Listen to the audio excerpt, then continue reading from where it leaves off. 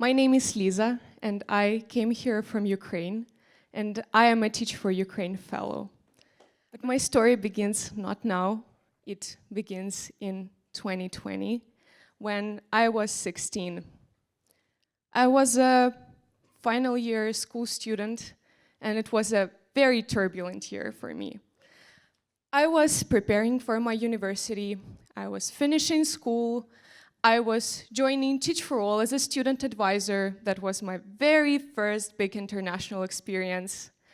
And it was all complicated by the pandemic, and it was really intense. But I had a teacher, her name is Anna. She was a Teach for Ukraine fellow, and she's the most energetic person in every room she enters. She was all about bringing us opportunities. She was about encouraging us to try, to lead, to speak up. And she saw the potential in me that I hadn't even seen as a small town girl, coming from a big family, very modest background. And to support my classmates and me, she used a very simple phrase: it's gonna be better. At first I was very puzzled, like, why not say it's gonna be fine or it's gonna be all right, like better than what?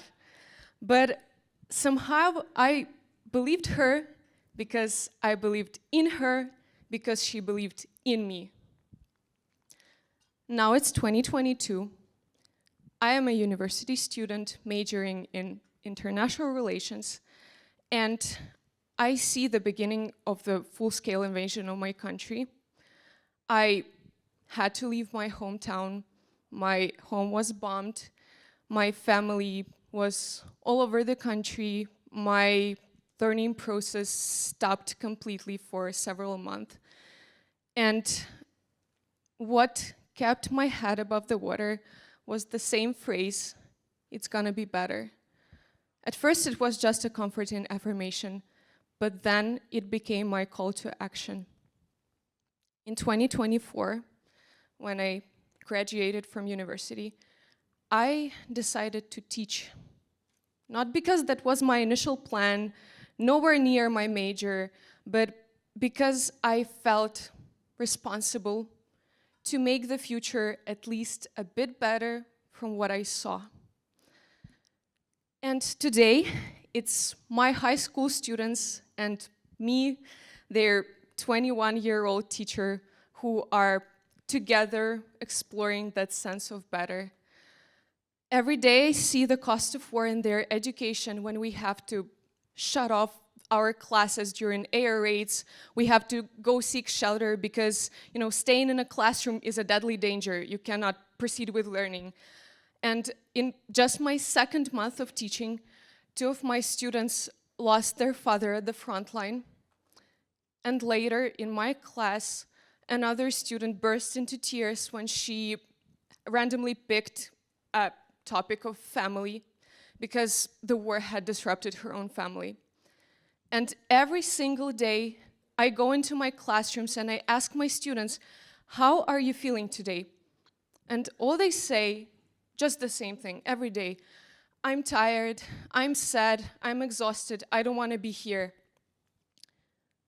Yet, despite their horrific reality, I watch them fight hard to reclaim their future and to regain their sense of, being able to dream. They show up, they learn, they lead amazing projects like charity fairs, like talent shows to cheer everybody up.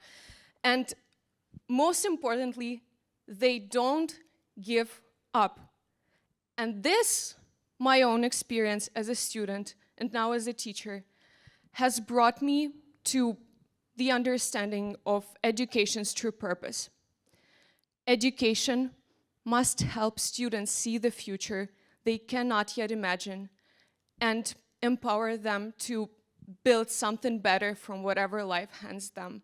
Because we see that in classrooms all around the world with all the uncertainty we have. And our students need schools communities, teachers, countries, systems that insist that tomorrow can be better and will be better. And all together, we will do this. Thank you.